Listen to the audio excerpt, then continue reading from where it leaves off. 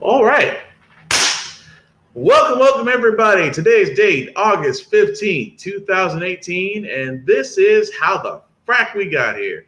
I've always been your host with the most, Will Buchanan, here to bring you this week of pretty much, these wonderful experience we call life and the things that we're trying to deal with and pretty much explain the shitstorm that we're in. In the world of Childish Gambino, this is America.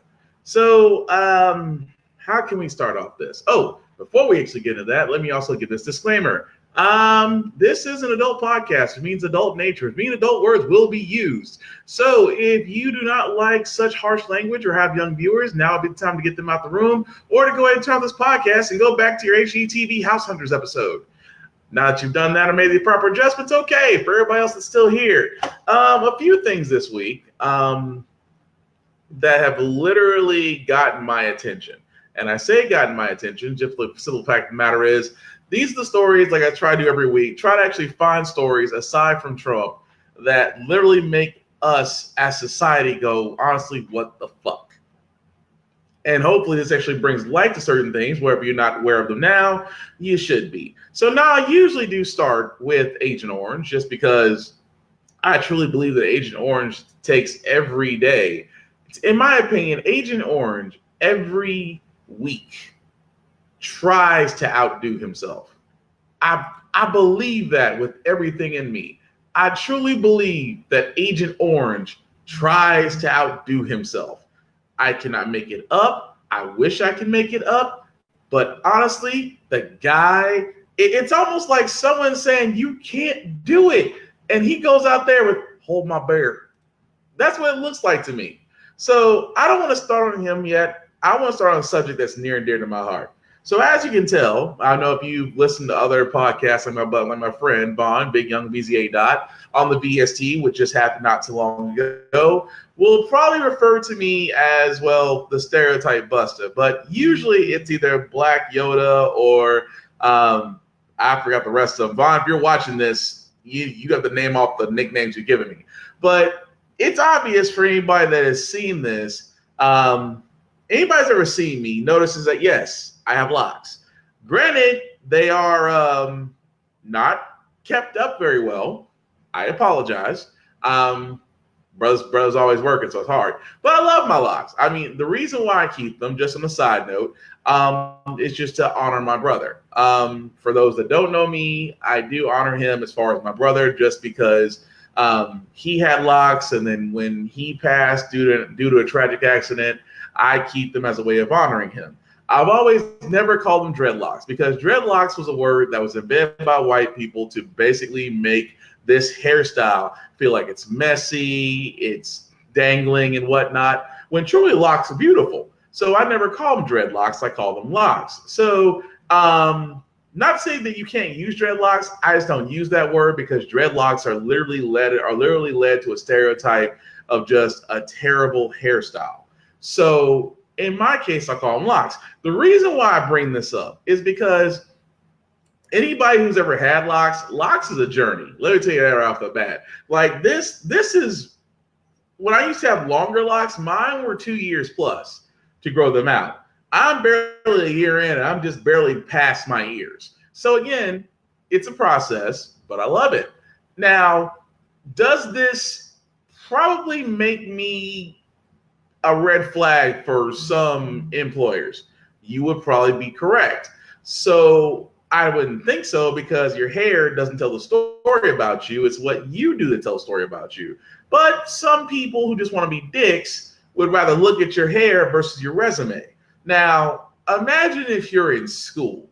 And this is the thing that bothers me about school. Right now, education is to the point to where it's in the toilet.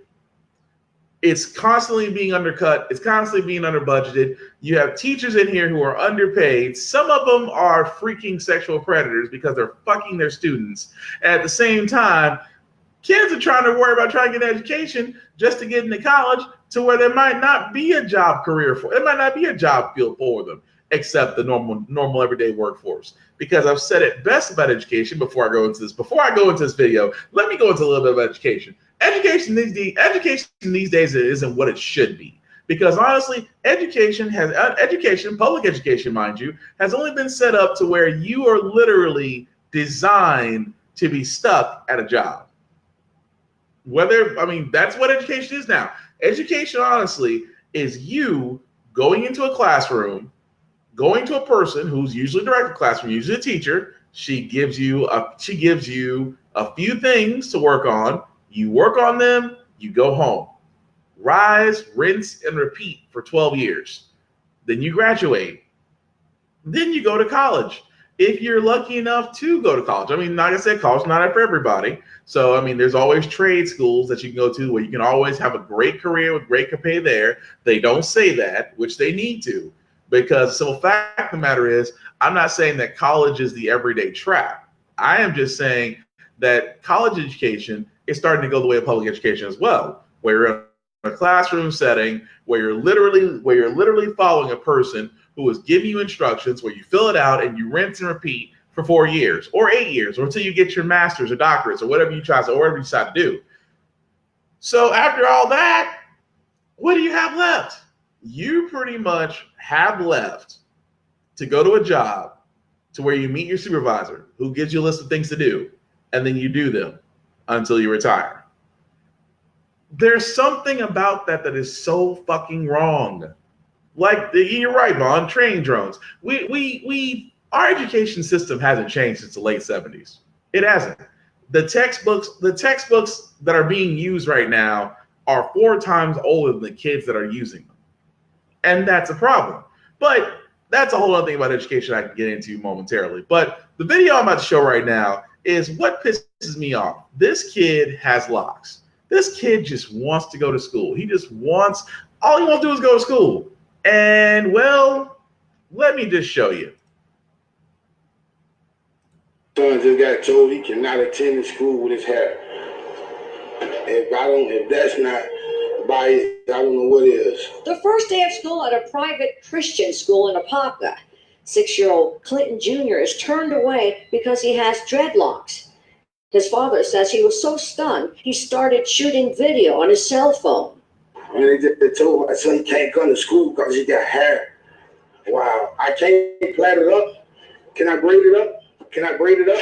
After much conversation and confusion, Clinton Stanley says staff members explained it's a rule. Boys cannot wear dreadlocks at the school, called A Books Christian Academy. If a kid has dreadlocks, that's your personal standard. That's a personal standard. That meaning that's a personal problem. Because 95% of the kids that have dreadlocks are African American. You can see my school, it's probably 95% black. Obviously, I'm not a racist. John Book, the school's director, says it's their standard, says since it's a private school, he has that right, and it's a standard spelled out in their handbook. All boys' hair must be tapered cut off the collar and ears. There are to be no dreads. And in our school, our song is, Jesus loves the little children of the world, red and yellow, black and white, they are precious in his sight. But we try to uphold certain biblical standards and certain degrees of order that enable us to maintain a school. 6-year-old Clinton Jr. doesn't understand, but he does understand 2 things. His first day of first grade didn't happen, and were you going to cut your hair? No. Now the director of the school tells me that the 6-year-old would be welcome back if he cut his hair, and the family says, no thanks. Live in Orange County, Michelle Meredith, West 2 News. Okay, so let me say this, and I want this to be so very clear. So for all those who are watching me, my name is William Buchanan, and I'm about to say this so you guys understand where I'm coming from. If you recite Jesus loves the little children, and then you sit there and say Jesus accepts them all, but you turn away a 6-year-old kid because of his hair, you are fucking racist. You want to know why I say that? I'll gladly tell you why I say that.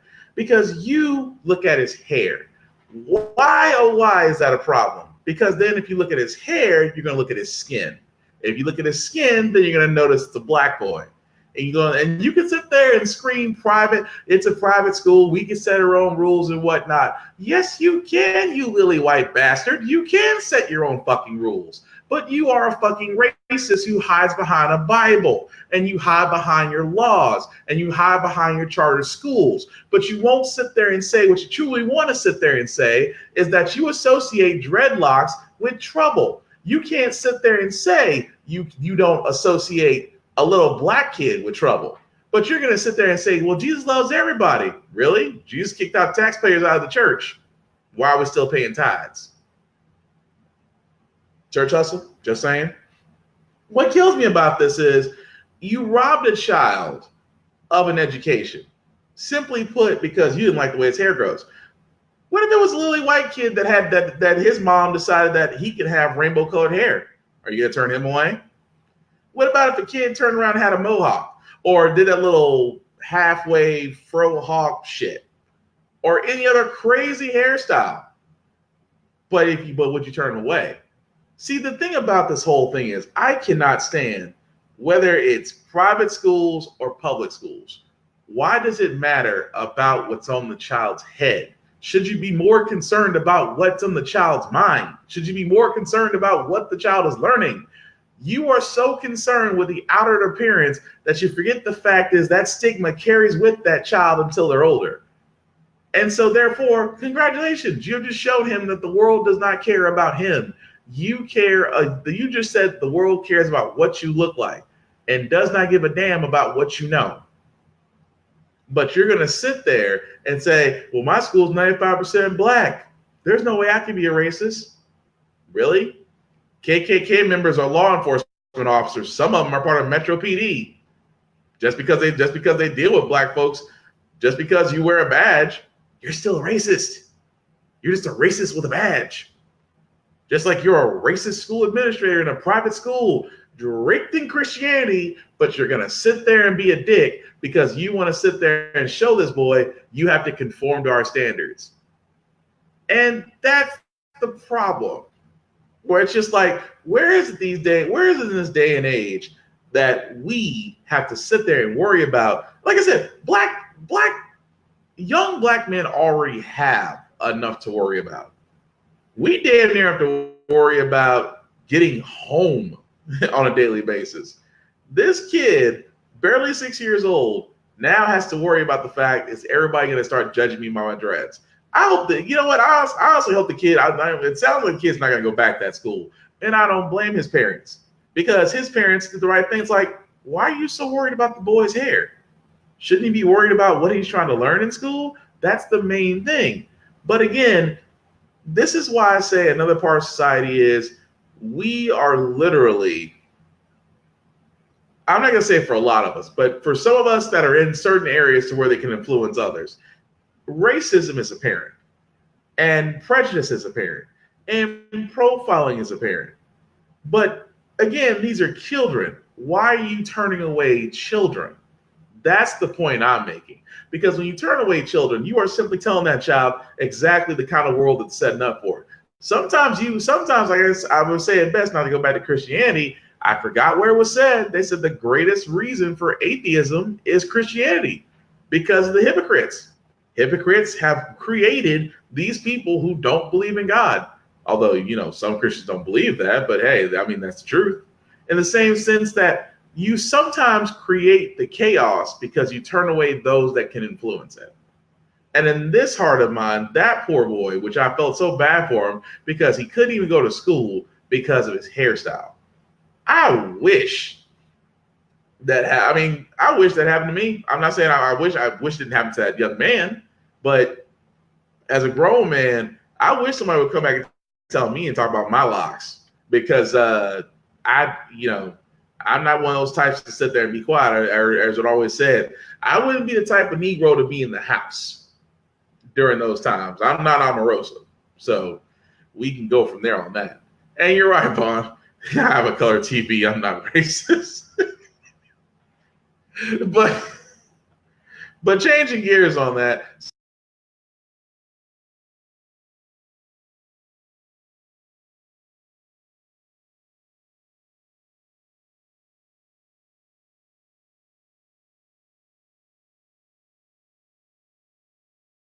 Oh, there we go. Oh, Trump ain't gonna let us be great tonight, folks. I apologize. But the other thing I was going to bring up was going to be another article I found.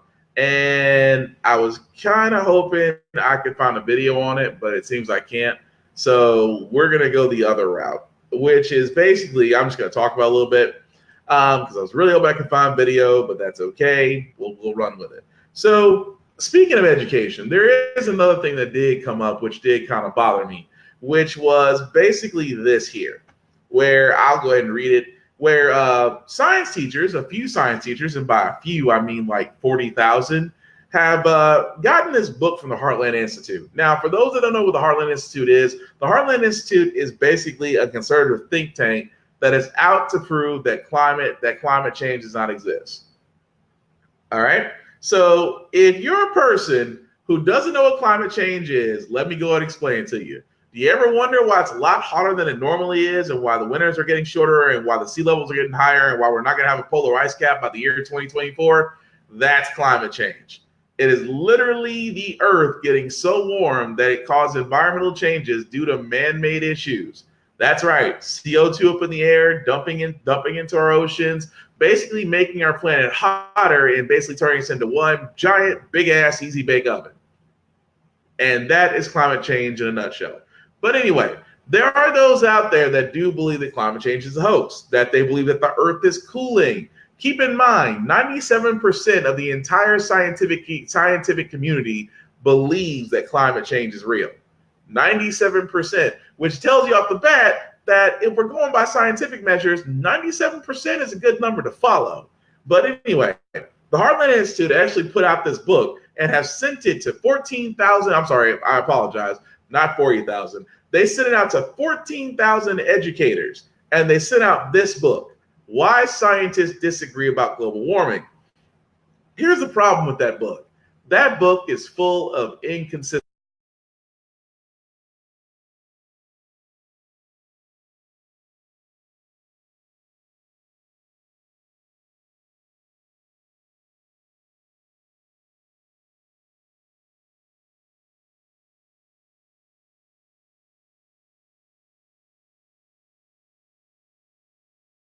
Oh, sorry guys, I just noticed the screen froze.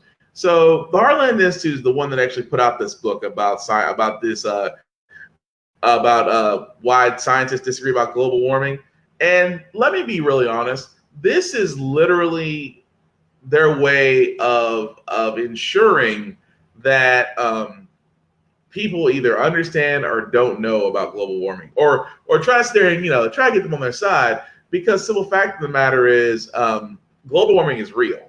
And if we don't do the things that President Obama put in place, which was to reduce our CO2 emissions, reduce our dumping, to actually reduce the use of coal and coal mining and fracking, those things were actually put in place to help us to, well, I won't say reverse climate change, but to slow it down. Because we can go into Gaia theory, and we can go into the whole thing of the Earth healing itself. All those are theories in nature, but for the sake of this podcast, not going to go into it because a lot of technical stuff, and I don't want to do that to people. So, but the thing about this, what bothered me so much, is that they were allowed, mind you, an institute was allowed to send this to teachers. Keep in mind, a lot of teachers out there, a lot of religious groups out there have been wanting educators to talk about the along with the Big Bang Theory. They want to talk about intelligent design, which is basically creation, which is kind of funny that as teachers, that as religious people, when you send your kids off to public school, you want your religion forced upon those who don't believe in you, but you're okay with it. But it's kind of funny, which I think it's interesting, where religious people will be like, I want you to explain how a deity can create the earth can create the earth in 7 days. But the idea of a Big Bang, which actually led to the creation of our planets, is beyond you. Okay, I'm not saying you ain't crazy, but you'll believe that a man in the sky created the earth and space in 7 days, but yet you don't believe that science can also do the same thing in a different parallel. Okay. In the words of Jay-Z, okay. But again, the problem with education, aside from judging a boy by his hairstyle, you can see our education right now because of course, of Betsy DeVos, which Betsy DeVos, she paid for her job. And right now her job is out there to dismantle public education. Let me be clear, that is her job. Her job is not to make it better. Her job is to take that car, wreck that into the ravine, light it on fire, and collect the insurance money. That's what it has. But pick and choose. What's what you mean by bomb by pick and choose? You gotta help me out here. But it's the whole thing of it all to where we literally sit there, and it is amazing that I forgot who said it, but education, if you affect education at the public level, it'll eventually affect the general population. And you can see that now. With a lot of things going on, we are affected as such. So therefore, it makes complete sense now to where pick and choose as long as it supports their fuck shit. Yeah, I see your point. I see your point on that. But it is amazing when I saw that. I'm like, how is it that an institute can send books off to a group of individuals, such as educators, and expect them to teach this to kids? I'm sorry. That tells you off the bat how much our educational system is threatened right now. It tells you how much of the toilet is right now.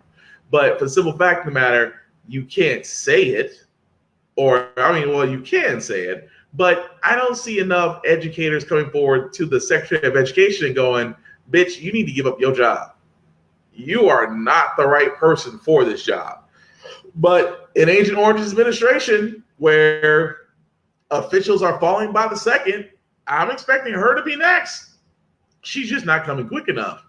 Because unfortunately, until we really revamp our public education system, stories like this are going to keep popping up. And it's sad. Whether it's a black kid with locks that just wants to go to school, whether it's religious people trying to push books into a public education because they can't do it the legal way, so they call it a donation. That tells you off the bat where we are in this. But just to keep it moving right along, there was another thing I wanted to show, which I think is funny. And I know Caucasian people are going to be mad at me. And here's the thing, because I wanted to bring this up a long time ago, and I'm glad I was able to find this on Facebook, where, to give you some background, this guy was walking around New York City with a shirt that says Caucasians. Now, anybody who actually watched ESPN, there's a guy, Boomer Esiason. Not Boomer Esiason. Dang it, what's that guy's name? Shit, that's gonna escape me for a second. He was on a lot of ESPN shows, but he wore this shirt that said Caucasians with a money symbol on it. And I'm not gonna say he got in trouble, but a lot of Caucasians got mad that he wore the shirt. Keep in mind, a white person can wear a Washington Redskins shirt and nobody's crying. Now, keep in mind, there was that controversy about certain names being offensive. But, the Redskins were like, well, we talk Native Americans, and Native Americans don't find us offensive, and that's directed to them. Yeah, but you don't see a team out there called the Kansas City Niggers, so take your point on that. But anyway, I wanted to show this video just because I think it'll be interesting to see how some folks react. So let's hope that Trump lets me play this.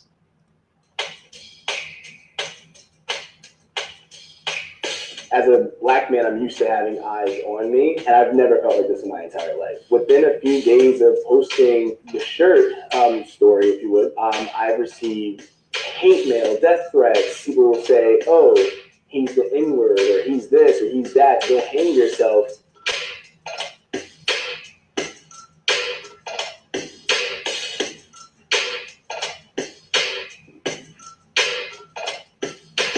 People don't actually understand things unless you somehow try to turn a mirror on them or ask them to walk in other people's shoes. My first reaction to the shirt was actually a guy who thought it was a Redskins shirt, I imagine, because his first thing he said to me was, go Skins. So, like a New Yorker, I simply said, nah. And he responded by calling me an asshole. and kept walking. Well, that's the first. Foodlums. So apparently we're running ads now. An older Sorry about that, woman guys. actually stopped me and asked me why I was wearing this shirt. And I said to her, "What's the problem with the shirt?" She said, "It's disrespectful. Why are you wearing such a disrespectful shirt?" So I responded and said, "If it was the actual team shirt or some other apparel from the team, would you be mad?" She said, "No, because that's the logo and that's the brand, so I wouldn't be mad." There's a group of white guys across the street looking at me, no big deal, as they're walking across. One of them points at me, and then after that, they start posturing as if they're going to come over me. And one of the guys actually stopped the rest of the other two guys, and I guess told them it's not that serious and to keep on walking. It was quite a surprise that seemingly people were ready to come have some type of actual altercation with me over my shirt. Caucasians is not a derogatory term. The image of a white man is not disparaging. There's no negative thing about the shirt. As opposed to the Redskins, that's an actual racial slur. The image of a Native American with red skin is actually disparaging. But if you're a white person in America or globally, you've never felt this before. So even if it's not a 1-for-1, there's still a level of you don't have a right to do it, as if people of color, people from certain marginalized communities don't have the agency or space to make you feel the exact same way. How dare they have the audacity?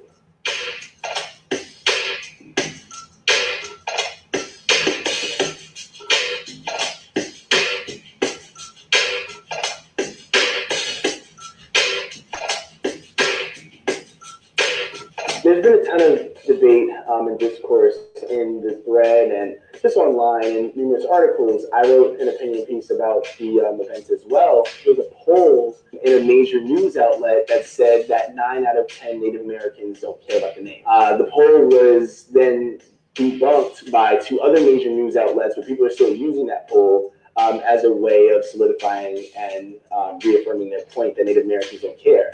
And now there are numerous Native Americans coming out saying they do care, and they have organizations dedicated to changing these names, and people are still saying it doesn't matter. We're telling you you don't care. So it's an excellent analogous to what we're dealing with in this country. You have one side who doesn't want to listen at all. There is no way but their way, and it's fueled by a lot of hatred, a lot of anger, and the level and Okay, so I think the screen might have froze again. Trump is not going to let us be great today, folks. So to give you a little bit of what the guy was saying, well, as you could tell, he was wearing a shirt that said Caucasians, and he honestly gave the best statement as far as that goes. He honestly, I have to give it to him. He gave the best statement I've seen, where he says, he sat there and said himself, this is the greatest example of white privilege. I'm like, because even one individual was like, well, I don't get the reason. Well, she said, like he said his first interaction, where he sat there and said, the woman's like, don't you know that shirt's offensive? The word Caucasian isn't offensive. Caucasian is actually on every other way of self-identification. If you're applying for a job, credit card, house, whatever it's not offensive. It's not like the word nigger. Nigger is offensive. Caucasian is not. You call me a nigger, you better start running. You call somebody a Caucasian, it's not offensive. It's your identity. It's how it'd be different. We called you a cracker, honky, Poindexter, pencil dick, the classics. That's offensive. Calling you Caucasian, not offensive. Seeing a black guy wearing a Caucasian shirt isn't offensive, but he proves a point. It's just like the fact of the matter is, you have these same individuals who think it's racist to have a black guy wearing a Caucasian shirt would also turn around and would wear Colin Kaepernick dress up like a monkey shirt and be fine. These are the same people that wear an Obama shirt where he's depicted as a monkey or his beautiful wife Michelle is depicted as an ape, and they'll turn around and think it's hilarious. But like you said, if you turn around and do the same thing to them with their own stuff, then they get offended. It's almost like You can't get offended when I do it, but how dare you do what I did to you and I can be offended.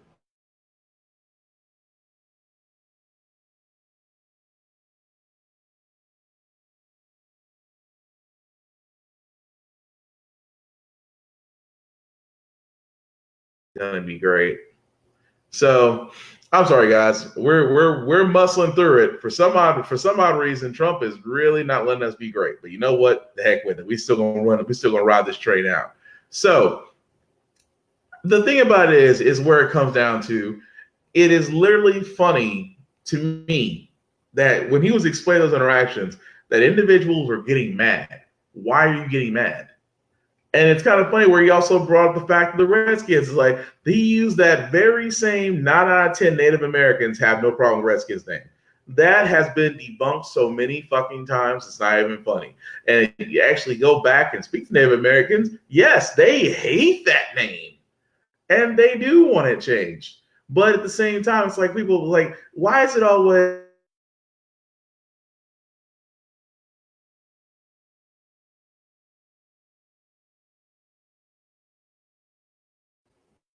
okay?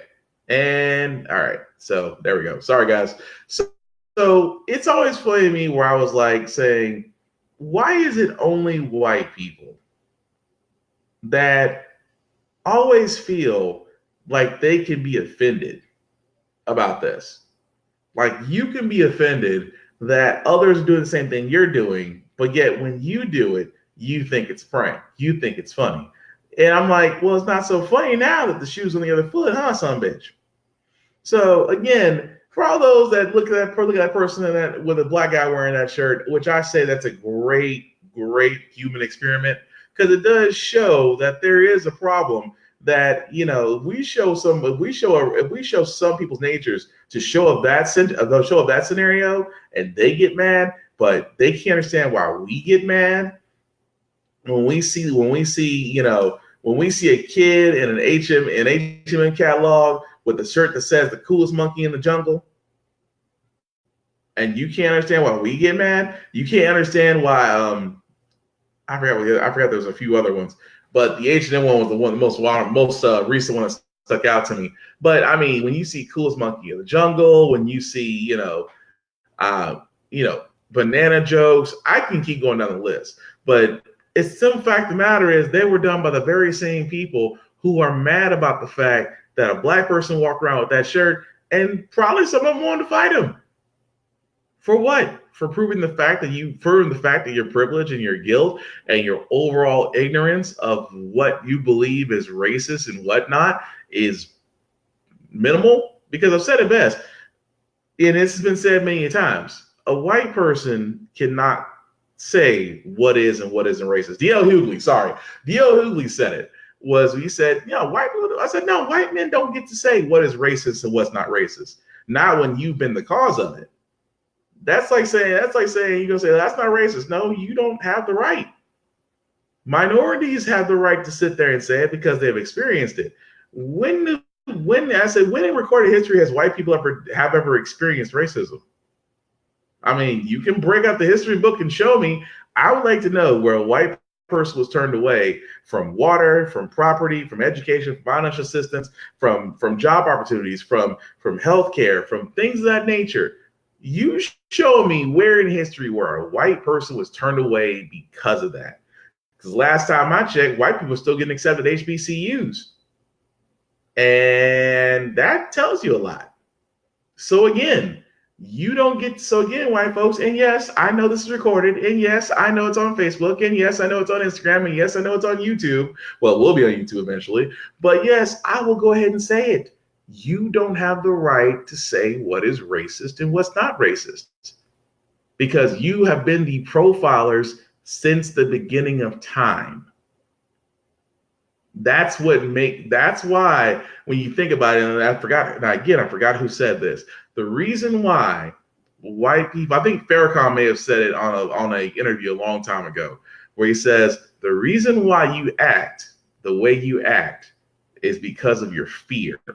Your fear that we will all rise up as one combined community. And if we did, and if we went after y'all, Y'all's fear is we would do to you what you have done to our ancestors. And that scares the shit out of you. But again, we can talk about black unity and all that good stuff because that's a whole nother can of worms. But again, it just shows the fact of the matter is, and I've said it before, and I agree with D.L. Hughley, white people can't be racist. I mean, white people can't say what is racist and what isn't racist. Not when you've been the cause of it. But speaking of racist, there was another person we we're going to get to, and I was going to get to him, and we're going to get to good old Agent Orange, because it's kind of funny about Agent Orange, because, Agent Orange, he loves the troops. The would-be dictator-in-chief swears he loves the troops. He wants to use them to create his own World War III. He wants to be that dictator so bad that he can still taste Putin's dick on his mouth. Too far? I mean, let's be honest. He's been blowing Putin more than Monk has been blowing Bill Clinton. So tell me I'm wrong somewhere in that scenario. But again, not to go too off on a tangent. So the reason why I'm gonna start calling this Trump's outdid himself moment, because this idiot has outdid himself, because he says something to troops about troop pay that still mystifies me. So I'm gonna play this clip, let you guys hear it. Dollars for the military construction, including family housing, and we are proudly giving our troops the biggest pay increase in a decade. And I know you don't want it because you're very patriotic. You say, just save the money, we're gonna pay down debt. Does anybody not want it? Please raise your hand. What's going on here? Are these real patriots? I don't know, General. I don't know. That's right, ladies and gentlemen. You heard him. I cannot. You know what? Bravo, Trump. Just when I don't think you can go any lower, you hit pay dirt. You decide to sit there and insult soldiers about pay, where let's clear up a few things. Number one, that's a lie, because President Obama and his administration raised the pay by 4.6%.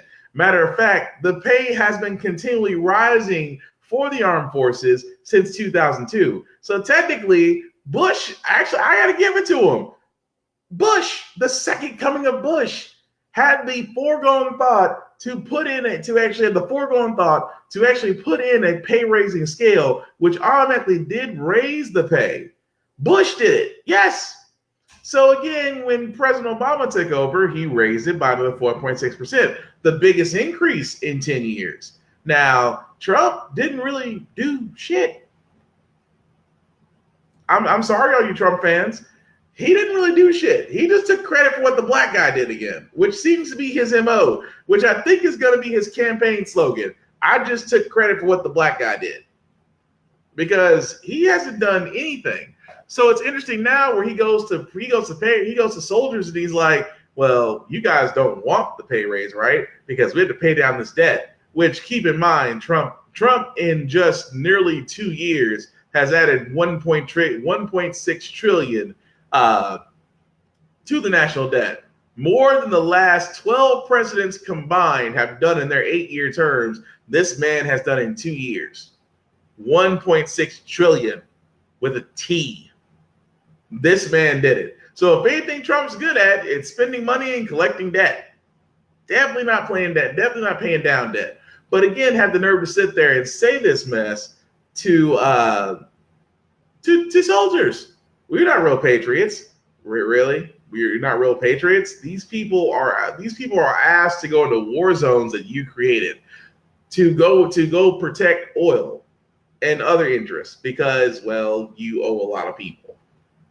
But you're gonna sit there when it comes to their pay, which again, and I stress this much about veterans, just like children, just like a lot of people in this country are overlooked. I will say it best. Veterans do not get the treatment they deserve. Veterans don't get the pay they deserve. They don't get the medical care they deserve. They don't get the treatment they deserve because our government is too busy getting them shipped up, combat ready, send them out to different locations, and when they come back fucked up, messed up, they drop them to the side or throw them into that piece of shit VA medical system that they have. Instead of letting these people go to the care to where they can go to and get taken care of. Because in my opinion, if you go to war for the U.S. government, the U.S. government should be footing your bill wherever the fuck you want to go. Plain and simple. That's how it should be. That's our way of saying, you know what? Thank you for your service. Because I've always said it best, and I've always tried to ask soldiers. It's like, look, I know you guys here. Thank you for your service. I know you guys here. Thank you so much for what you do.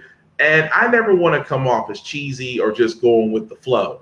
I've always wanted to sit there and ask veterans, like, what can I do to help you? Or where can I, what can I do to do more than just say thank you for your service? And a lot of them tell them, it's like, we appreciate it, but, I've always wanted, just a meal or just for somebody to talk to or just, each of them has a different answer. But again, that's being different because every time I hear mouth service from politicians, I hear, oh, we love the troops. You love the troops that go into battle. You don't like the troops that come back fucked up. I mean, that's just being honest. You don't like it when when a soldier comes back and 19, 21 years old, saw his friends get killed right in front of him. He is fucked up, shell-shocked with PTSD. But you're going to sit there and tell him, if you go to the VA, they'll take care of you. Anybody who's been around the VA or worked in the VA or volunteered at the VA is shit. It is. I mean, granted, there's a lot of good people in that system trying to do right by those soldiers, but it is honestly a shit show.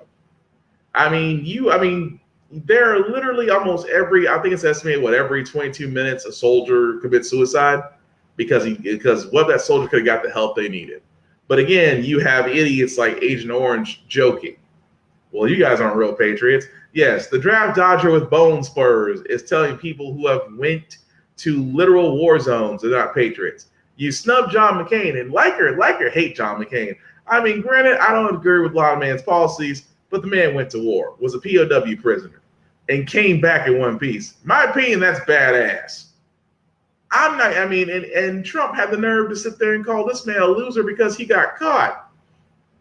Trump's never seen war. He hasn't even been to a war zone to visit the troops inside of the 2 years he's been president. So that alone should tell you everything right there. He'll go visit the troops at a safe army base in the U.S., but he will never he'll never go to Iraq. He'll never go to Afghanistan. Hell, he'll never go to South Korea. He'll never go to the hot spots because, let's be honest, he doesn't want to. And he shows that in his actions, which is another thing he did, which also, if you haven't been noticing, like I said, Trump wants to be a dictator so bad, it's not even fucking funny. So another thing I wanted to point out here, where we're going to talk about, and I wish BJ was online because BJ calls Sarah Sanders PBS logo in the face. And now every time I look at her, it's like literally seeing the PBS logo talking to me. But she begins to talk about the fact of revoked clearances for President Trump's critics. So I promise we won't be listening to this mouthpiece for very long, but just take a listen. End by reading a statement from the president. As the head of the executive branch and command. Well, Trump ain't gonna let us be great at all, folks. Hang on a second. Let's try this again. I said Trump is not gonna let us be great. So we will try again. We will go park there. All right, let's try it now. Commander-in-Chief, I have a unique constitutional responsibility to protect the nation's classified information, including by controlling access to it. Today, in fulfilling that responsibility, I've decided to revoke the security clearance of John Brennan, former director of the Central Intelligence Agency. Historically, former heads of intelligence and law enforcement agencies have been allowed to retain access to classified information after their government service, so that they can consult with their successors regarding matters about which they may have special insights and as a professional courtesy. Neither of these justifications supports Mr. Brennan's continued access to classified information. First, at this point in my administration, any benefits that senior officials might glean from consultations with Mr. Brennan are now outweighed by the risks posed by his erratic conduct and behavior. Second, that conduct and behavior has tested and far exceeded the limits of any professional courtesy that may have been due to him. Mr. Brennan has a history that calls into question his objectivity and credibility. In 2014, for example, he denied to Congress that CIA officials under his supervision had improperly accessed the computer files of congressional staffers. He told the Council of Foreign Relations that the CIA would never do such a thing. The CIA's Inspector General, however, contradicted Mr. Brennan directly, concluding unequivocally that agency officials had indeed improperly accessed congressional staffers' files. More recently, Mr. Brennan told Congress that the intelligence community did not make use of the so-called Steele dossier in an assessment regarding the 2016 election, an assertion contradicted by at least two other senior officials in the intelligence community and all of the facts. Additionally, Mr. Brennan has recently leveraged his status as a former high-ranking official with access to highly sensitive information to make a series of unfounded and outrageous allegations, wild outbursts on the internet and television about this administration. Okay, so long story short, if you have an issue with Agent Orange, he's going to basically silence you. So unfortunately, the FBI director, which has came out and told Trump to his face, he's a fucking idiot. And a lot of other people, which it's almost getting, it was actually 6 people, now it's jumped to 12. So 12 individuals, so 12 people who have spoken out against Trump, including some journalists, have been revoked their clearances. Meanwhile, his son, who has literally been around every foreign dignitary's dick, especially the dicks he didn't talk about, still has his clearance. Here's my thing. So you're going to turn around and shut out everybody who has a difference of opinion than you, but your son, who might as well be a Russian plant right now and is compromised, can still access the White House. Yeah. At this point, like I said, Putin's dick must still be on Donald Trump's breath, because there's no way you can defend this. This is silencing your critics. And let's be honest, if Trump was a dictator, he would probably try to have those people killed. He would probably go the Kim Jong-il route. He would probably go the Putin route. Because if you know the difference between Kim Jong-il and Putin and Kim Jong-il have killed people. I mean, people have opposed them. People have talked about them. Kim Jong-il killed family members. Putin killed people running against him and actually writing articles about him. Trump loves that because he loves power. He loves the fact of power. He loves the idea of romanticizing being a dictator and getting the adoration from the things that he does. Because in his own mind, he's the hero of his own story. So again, it's not surprising when you sit there and see stuff like that and you just simply want to go, you fucking idiot. But then again, we don't need to be silenced. It's like me, like I say, every time my camera's freezes, I keep on, like, me and Vaughn have joked about this and others, like, you know what, Trump ain't just gonna let us be great. Because the fact of the matter is, as a joke that we say that, but it's true. Trump is trying to silence those who are different from him. And I'll be honest with you guys, if you're a book reader, if you're an avid book reader like I am, if you have not read George Orwell's 1984, I cannot tell you, I won't say word for word, but we are fucking close. Because if you read that, then you know the type of dystopia that Donald Trump is trying to build, and we're slowly heading to it. But it's amazing that he has gone from joke. I mean, you can add to the laundry list of things he's done. And I keep thinking to myself, Donald Trump is the quote-unquote black president that Republicans kept saying was going to show up, but he showed up with a different skin tone. Because all this that's going on right now, they expected out of a black president. And you can say, yeah, I'm an Obama fan. I got no problem saying that. Because let's be honest, when Obama was running office, we didn't have wars. We were stuck in a war that we're trying to get out of. But there were good things being put in place. The economy was turning around. Jobs are coming up. But I always hear this, and this is another thing that bothers me. I hate going small rant about it. Black people. And I say this with some black people. Because some black people are about to get what I say. Some black people are about to be hurt from what I'm about to say. President Obama was not our savior. People actually voted for President Obama as in a way of saying, like, wanting Superman to come up and clean up their neighborhoods. Keep in mind, the president did do a lot amid adversity of a House and a Senate that was against him. At the same time, he was able to accomplish a lot. But he couldn't be in your hometown to fix your hometown problems. That relies on you. It relies on your organization, relies on your community. A lot of people were actually a lot of black people were actually disenfranchised because they're like, well, Obama didn't do anything for me. The man's not Jesus. He wasn't going to come in and just wash all this stuff away. Now, he did say it best. He can't solve every problem, but we as a community can solve our own problems and then go from there. But so many people got it so wrong about President Obama not doing enough for black folks that I literally had to sit there and go, then you missed the whole entire idea of why he's president. Or he was president, I should say. Because if you still believe, I mean, in the same sense, honestly, and this applies to how we get to Agent Orange, in the same sense that we got Agent Orange because of a lack of voting and racist, because the racists saw their fantasy, and right now it's their fantasy. They don't care what happens to them; it's their fantasy. So now, when you look at it and you go to when you go from that, it's like they don't understand that when the fantasy's over, there's going to be a whole lot of shit that nobody's going to be. Well, I'm sorry, for those like us, we're going to be prepared for. But for the remainder of the groups, no, they'll be surprised as shit. And speaking of surprise as shit, to our next to last talk.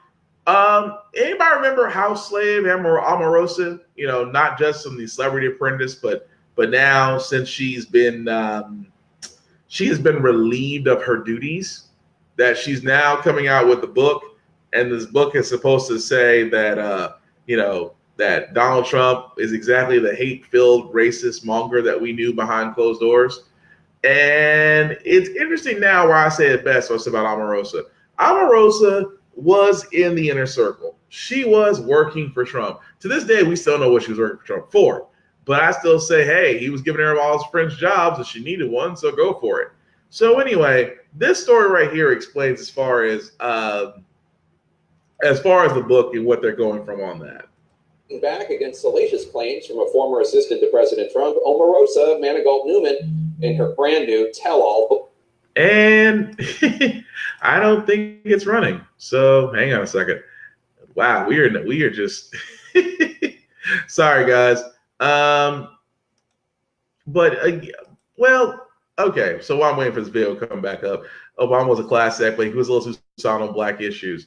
But again, that goes back to what I'm saying. It's like, what more? Okay, so here's the thing. You can't ask the president. You couldn't ask President Obama to do more than what he has done, because like I was telling everybody else, he can only go so far on black issues to where, again, he's a president for everybody. He talked about the Trayvon Martin, Eric Garner situation. He talked about Ferguson. He talked about Freddie Gray. He talked about the fact that, multiple issues that's going on. But again, he couldn't actually go into to the point to where it looks like he was favoring a side. Not say he's not favoring a side, but he can't sit there and be like, well, you know what? That's my people. Y'all gonna take care of my people, because then he'll become the dictator that they were wanting him to be. He had to play middle of the road. I mean, it's a tough position to be in when you're black and you're a president and you're seeing black men get killed and you can't say fuck the police. But I get that he was in a tough situation and he can do the best he can. It depended on us to go from there as far as pick up the torch. But I see what you're saying. I mean, yeah, I mean, there is some debate on him being silent on black issues. I don't think he was. Personally, for me, I think that he did the best he could. Now, since he's out of the presidency, I mean, the man, honestly, before I play this video, the man actually is still going around like he's still the president, because he has to turn around and it's almost like you get a guy to take over your old job. You're promoted. You're good. Everything's cool for you. But the dude that took over your job is fucking up. So you still got to go back around and let people know, hey, we all good. He just fucking up right now. Don't take it out on the rest of us. When you have to go back and go to other countries that he has fucked up, it's almost like, you know what, just let the president slide back on in, because you fucking up. It's kind of like the bass man for the Gap Band right now. If you can't play the song right, get the fuck out of the old man. Come back in. All right. So beyond that, let's try this one more time, because I want to say, because this is them about talking about Omarosa's book. The reality TV star was the highest-ranking African-American woman in the West Wing before she was fired in December, according to the Washington Post. Amanda Galt Newman says she was subsequently offered a $15,000 a month job on the Trump campaign that would, of course, require that she keep quiet about her time in the Trump administration. Some are casting this as hush money. Before the election, Amanda Galt Newman said that, quote, every critic, every detractor will have to bow down to President Trump. 2 years later, she's calling the president a, quote, racist, misogynist, and bigot, according to book excerpts obtained by the Washington Post. CNN's Caitlin Collins is traveling with the president in New Jersey. And Caitlin, I know the White House is pushing back. What exactly are they disputing? Well, they're disputing the book in its entirety here, Jake. Sarah Sanders, the press secretary, issuing quite a statement saying that instead of telling the truth about the good that President Trump and his administration have been doing, that instead, Omarosa, quote, this book is riddled with lies and false accusations. Sarah Sanders said, it's sad that a disgruntled former White House employee is trying to profit off these false attacks, and even worse, that the media would now give her a platform after not taking her seriously when she only had positive things to say about the president during her time in the administration. Now, Jake, I should note, Sarah Sanders is not here in New Jersey with the president and the rest of the White House staff. She's actually on vacation, but still issued this statement. For the last several days, aides knew that these kinds of claims were coming in this book ahead of Omarosa's publicity tour, and they encouraged President Trump not to react to it and not to give any oxygen to the claims that she makes in this book. That seems to have held for the last several days, but today something clearly irritated the president over this, and he had his press secretary issue this statement. What exactly was Omarosa's role in the White House? She was actually a very high up employee. She had the title of assistant to the president. She was a top earner, making $179,000.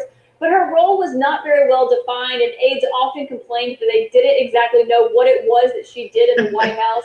That was clearly something that made her clash with John Kelly, the new chief of staff, whenever he came to the White House last fall and tried to weed out people who he thought didn't have very well-defined roles. But Jake, I've been on the phone with current and former White House officials who worked with Omarosa, and they said that they were glad when she left the White House. They think a lot of the claims that she makes in this book are unfounded and absurd. But Jake, they did concede that she had a close relationship with President Trump. Aides encouraged him not to hire her when he first became president, but he did so anyways. He insisted on doing so, and he often spoke with Omarosa and invited her into the Oval Office. So they did have a close relationship, despite the White House saying that what she says in this book isn't true. Okay, so all right, so first and foremost,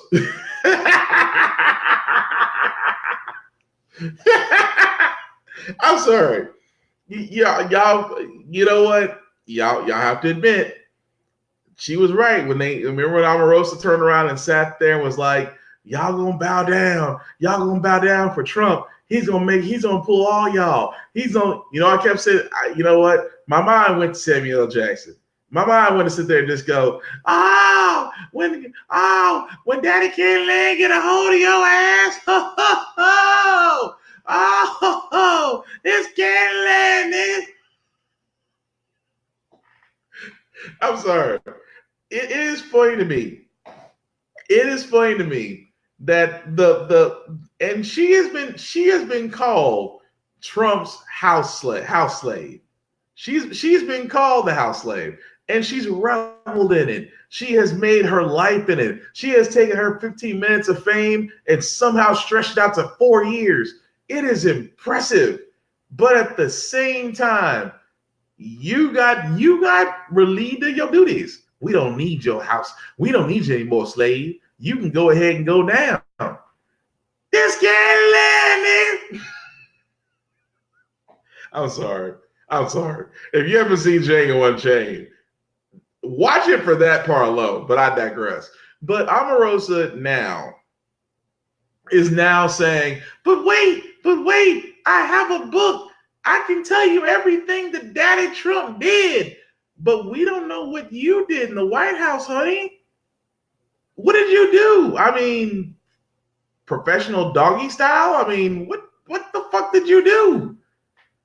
When you have White House aides that can't sit there and tell us what you did in the White House, I can only imagine two things. And one of them, I'm not sure which is more degraded, the actual image of the fact of that position or the fact of the matter is that you had to record him and Putin.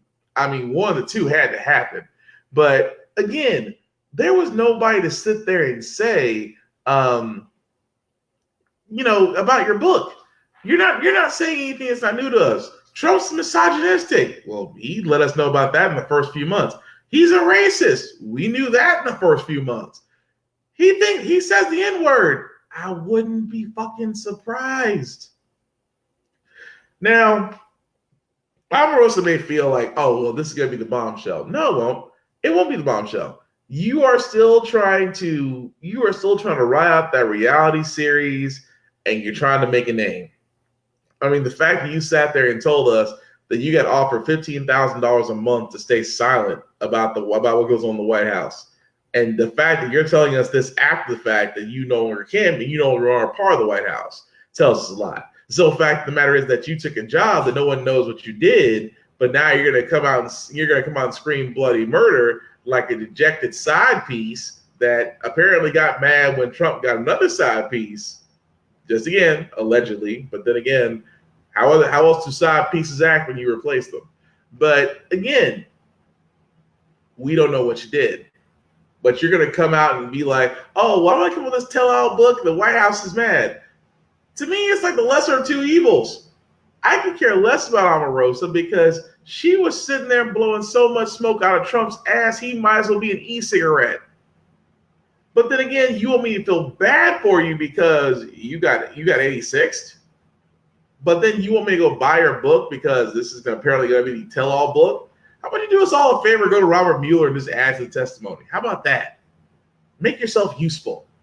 But again, Omarosa is kind of like Sarah Palin to me. You know, you had your moment in the sun. It's all over. You still got money.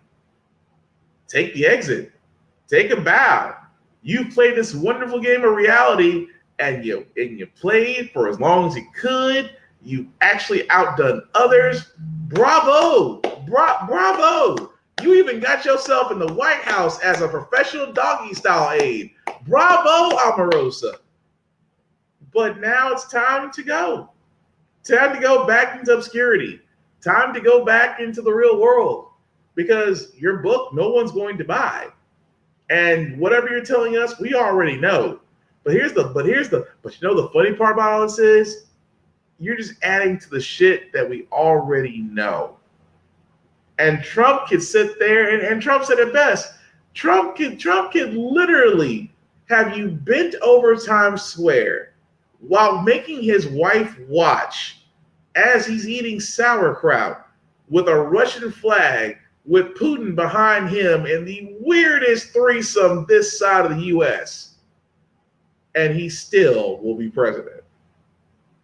Now, that alone should tell you everything. And you're right, Vaughn, that requires having a soul, which I don't feel bad for her. I think it's funny because almost every one of Trump's administration, except for Pence, Betsy DeVos, and I think maybe two other people. I forgot the other two. But everybody else is gone. His lawyer is gone. Kelly's gone. Tiller's gone. I wish Kellyanne Conway would be gone, but unfortunately, she hasn't done enough yet. But that Trump's administration is getting smaller. This is true. But the fact of the matter is that he has a book coming out. I mean, that she has a book coming out really doesn't deter the ship. The fact that Trump can literally turn around and insult veterans says a lot. The fact that he can turn around and silence critics says a lot. These are the signs of a dictatorship, a fascist dictatorship. And if that doesn't end soon, then that's the part we're going to be going down. So, my last thing is, for all you people that are NFL fans, such as myself, I'm a Titans fan, which means I'm used to constant disappointment. Although every year I keep saying every year is going to be better. Every year is going to be better. We just have to be patient. Every year will get better. Trust me on this. You know, like I know exactly what the fuck I'm doing. So, with that being said, I want to remind folks that the kneeling hasn't stopped. Now, don't get me wrong about protests. You know, football players, like I've said best before I play this, if you kneel, raise a fist, and do all that, you are protesting. But I challenge you to do more. You have the means. I mean, people like in my situation, in my income, yeah, we can organize. We can try to come together and actually try to affect change on the legal level. But for those football players, I call them millionaires. You could do so much more than what we can do. So and a lot of people are.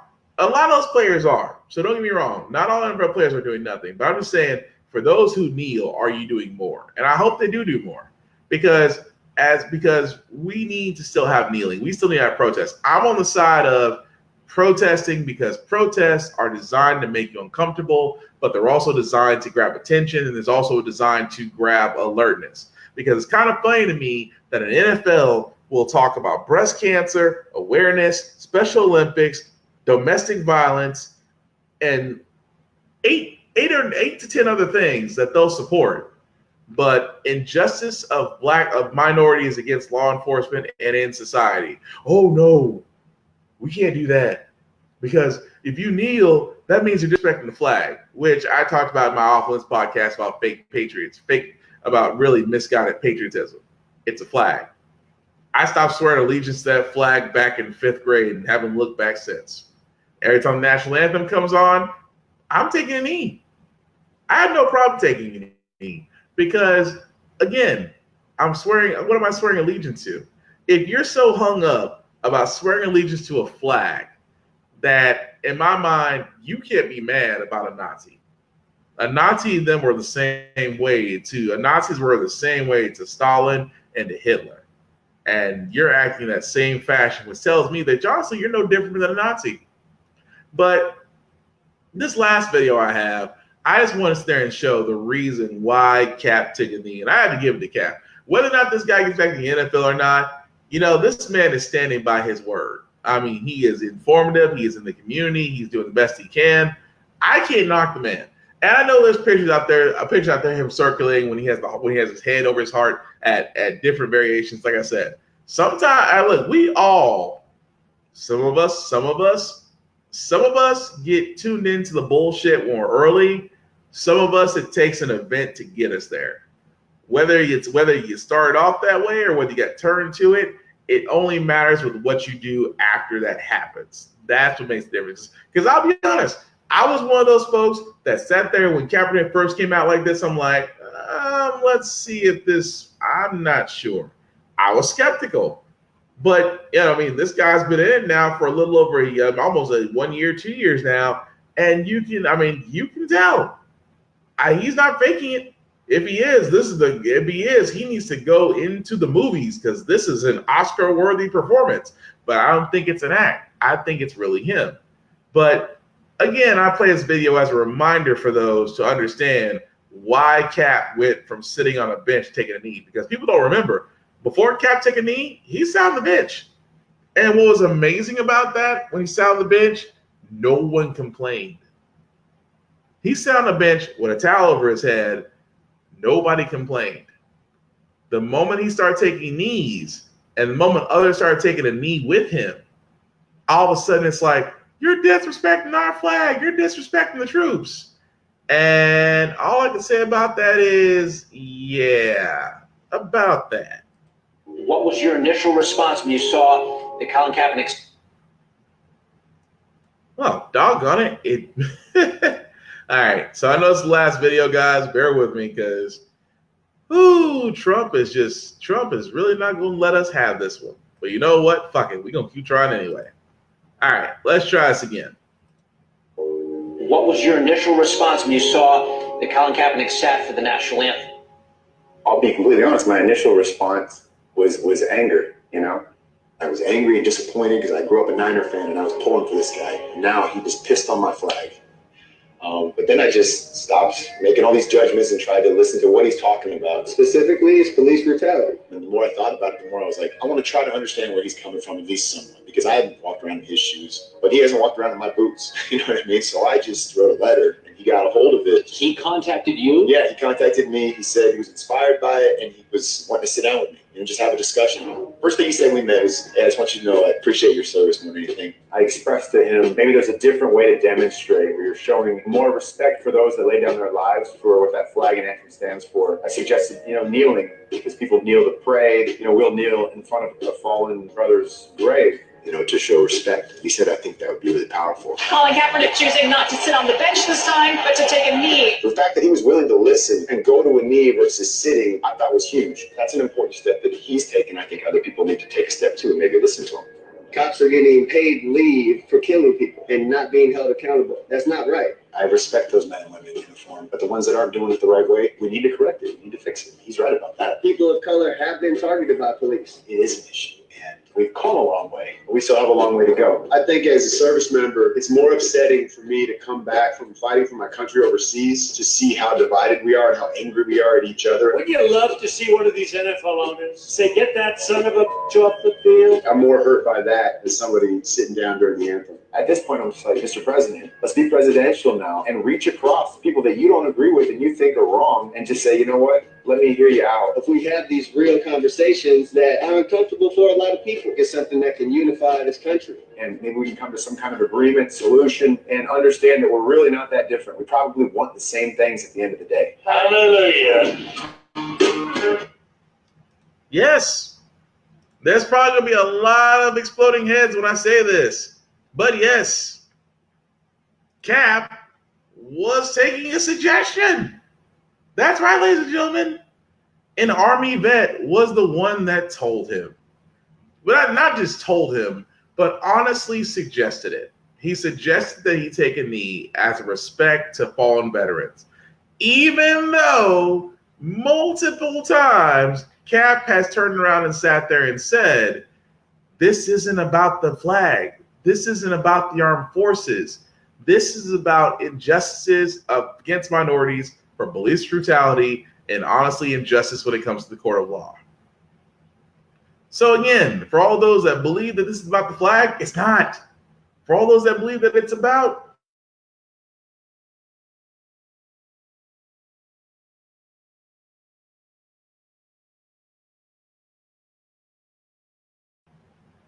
sorry guys, but I was saying is that if you truly believe it's about the soldiers, then you're not understanding. Because if you truly did care about the soldiers, then you understand that the soldiers are getting treated like shit. You're not going to be mad at a single lone football player. You should be mad at Congress. They're allowing this shit to happen. But either way, as this football season comes along, I really wish that, that all the black players would honestly just sit there and say, for the next 4 or 5 weeks, they're not going to play. They set it out. Now, I understand. I said that. I have to keep in mind it's a pipe dream. It really is. Because we're never going to get. I'm like, and for the modern football player, I'm going to be honest. I understand.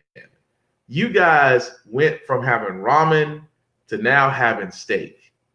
It makes sense. I get it. It is hard. And for a lot of them, it is. It is hard once you get those contracts. You see that money, and your life changes, your situation changes. I understand that, but at the same time, how much is your money versus your soul? It's like to me, I understand the established players, the ones who have already gotten their millions and multi-million dollar deals and endorsements and all that shit. I'm talking about the new players that just came on. I mean, that's just like Dallas Cowboys, with slave owner Jerry Jones talking about all my players are gonna stand. You gonna stand as a Cowboy, or you gonna get the gun line. And Dak Prescott, which a lot of people give him, like I said before about Dak Prescott, I still say he's the company man because right now they need a black face to agree with him. Now, whether you agree with him or not about his stance, because it is his opinion, he does have the right to say it. That being said, he doesn't have the right to turn around and sit there and not be absolved when others come to him and be like, really, bruh? This isn't the right time? And Jerry Jones is like, that's what a good boy supposed to do. Good boy follows out his master's orders. But again, it's his opinion. He's allowed to have it. But keep in mind about opinions and where you stand on them. People remember what sides you take, especially where the side that you should be taking is the right one and not the wrong one. But exactly, Vaughn. They don't want to understand that. They don't care. I honestly think for a majority of them that they don't, only because their situations have changed. That's why I say it's a pipe dream that a lot of these black players are not just going to sit there and tell the NFL, fuck you, we're going to sit out playing. But it is like I said, it's a pipe dream. I would honestly hope that every black player just sat there and said, you know what, we're all going to come together and we're just not going to play for the next 5 weeks. Let NFL continue without black players for 5 weeks. I wish they would have the stones to do it, because like I said, you have a lot of players that just signed on, that just came out of that ramen status. And like me and Thomas have always said, once you come out of ramen status, it is hard to go back to ramen. Once you're used to eating Cheesecake Factory on a weekly basis, it's hard to go back to that top ramen cup of noodles, yakisoba, Dollar General brand store noodles. What got you through? Nothing wrong with that. It got you through. But if you're one of those football players that just now sign on to that, and you're telling me that I have to give this up for that cause, you're right, man. A lot of them won't do it because a lot of them don't care. How dare you try to take me away from my monies and my white woman? Yeah, Dak is married to a white woman. And so is Blake Griffin. That's why he's paying that buttload of massive child support every month. But goddamn. But yeah, it's one of those things to where I hope, like I said, the only way you're going to affect change in this, and the only way you're going to affect change is honestly hit him where it hurts. You got to hit him in the wallet. And honestly, our presence in the NFL, like I've said it best. We are 75 to 80% occupied in the NFL. We're damn near 92% of the NBA, and we're actually less than 15% of Major League Baseball. But think about that for a second. If 75 to 80% of all the black players in the NFL just sat there and said, for the next 5 weeks, we're not doing shit, how quickly things would change. Because now you hit their bottom line. You've hit sales, you've hit jerseys, you've hit loss of TV time. You've hit those areas to where sponsors are going to go, you better get them what they asked for. But again, it's money brings out the true personality of individuals, if it makes sense. Like I always said it best. You can sit there. You can sit there all the whole time, but yeah, it's like we can sit there and say, "Yeah, I'll stand up for my people." But if someone comes around and gives you $50 million to basically throw around a ball for four quarters, but then you could risk it all by joining a cause that's bigger than yourself, a lot of people are going to show their true nature. That's just being honest. And yeah, Vaughn, Blake Griffin, I think they said, for his divorce, I think he had to pay like $285,000 a month in child support. So, yeah, which is another reason, guys. If you don't get married or if you don't get that woman pregnant, please get the woman pregnant that you can be a mother and be a family with. Because child support, as you can tell, if you get up in money, is a motherfucker. Don't believe me? Look up Blake Griffin and see how much he's got to pay in child support. But anyway, we're going to end it here. So thank you guys for all watching. Thank you, Vaughn. Thank you, Angie, for all watching us live and on the playback. Apologize for the freezing issues. They are getting better. Just having to do some little tweaking to actually get it down to the point to where videos and my screen and my camera doesn't freeze up as much. But before I go, some shameless plugging. Also, for like I said, I mentioned Vaughn earlier, Big Young BZA Dot, who had his I Get That Reference VST earlier today, which also appears weekly. He also has Rhythmness, which will be tomorrow, Vaughn, if I'm not mistaken, right? Please let me know if I'm right. He also has Rhythmness, where you can reminisce over the rhythm, where he will actually go over certain albums to a 3-tier system. And he actually, when I say a 3-tier judging system, actually it's a 4th tier, but we can't actually say that here exactly what the 4th tier is. But if you want to know what it is, tune in tomorrow to actually watch it. Aside from that, he does have Random Conversations with Uncle VZ, where they're early morning conversations, which can be about anything and everything, completely interactive, just like my podcast here. And also my brother Trace also has the Bump Down, which is also a musically inclined podcast show, which also may or may not happen tomorrow. Bond will be able to. Me and Bond are both hoping our other podcast brother in arms will let us know. But also the Bump Down, which also is weekly episode, goes over the mainstream music and underground, what's hot, what's not, what's happening on the streets, happening on charts, and also I like to call very interesting conversations that Trace can come up with. He is a very, very out there brother, but I still say he is one with an intelligent mind. And honestly, he is a very funny dude as well, because he will go into some tangents that'll have you crying. Well, I don't have me crying, but I know that if I think silly stuff, he exceeds it. DJ Muggs, Nikki, and so for all those who are watching, he's going to be reviewing DJ Muggs, Nikki. Please tell me you're not going to be reviewing that Nicki Minaj CD. If so, I have questions, but I understand you have to do it. I understand he's not a musical critic, so he has to be completely unbiased on everything. I personally hate Cardi. I personally don't like Nicki Minaj. I think she's an overhyped rapper who, much like Lauryn Hill, has half her stuff written for her. Thank you, Mom, for bringing that to my attention now, because I used to respect Lauryn Hill, but now come to find out she's a musical thief, and that hurt my soul. And I think we all owe Prez and Wyclef an apology about the Fugees now, because we always thought they were the problem. Aside from that, like I said, with not to get sidetracked again, guys, apologize. So with Bonds, I get that reference, BSTs, his Rhythmness, and Uncle Ram's Console Go Beezy, and also with Traces the Bump Down. They're all available along with my podcast, which How the Frack We Got Here, which is usually from 9 to 10 p.m. But I wanted to hold off because I wanted to watch Bonds first, because he's a very intelligent brother, and I always love to hear his point of view on things. And also at the same time, crap, I got sidetracked. Sorry about that, guys. So, wow, I can tell my mind's going out the window.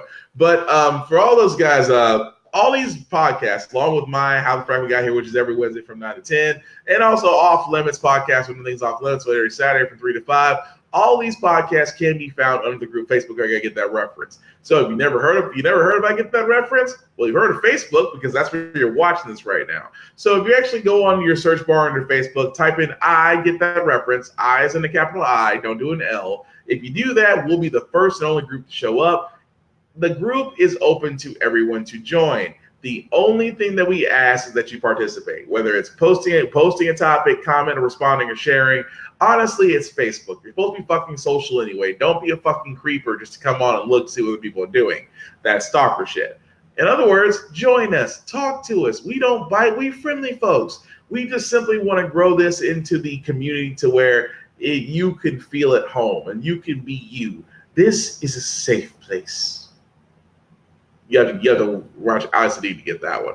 But anyway, but definitely join us there. Also, Bond actually has his I Get That Reference for audiomac.com, which also can be found under I Get That Reference for audio VSTs, so where you'll be able to listen to them without the video. So definitely look that up. He also has his I Get That Reference as well as I do for Off Limits How the Frack We Got Here, also posted on YouTube. So if you literally type up I Get That Reference, How the Frack We Got Here, or Off Limits Podcast, they will all be there on YouTube for you to like, share, and subscribe, and to follow. And again, this is completely interactive, as you've seen Vaughn has done with this, and as you've seen other people have sat there and chimed in or gave smiley face things of that nature. Completely interactive. So if you ever want to be a part of the show, whether it's be off limits or how the Frack We Got Here, just simply let me know. We'll organize that and get from there. Because again, this is all about informing. Because an informed society can make a lot better choice than an uninformed one. So we definitely have seen what an uninformed society can do, because that's how we got Trump. An informed society is how we got Obama. Tells you the difference between 8 years, doesn't it? But again, guys, that's all I got for today. I know by now is now Thursday, so for all those who are going to be waking up tomorrow, good morning. And again, this has been How the Frack We Got Here. I've been Will Buchanan. Thank you guys for all hanging around. Peace.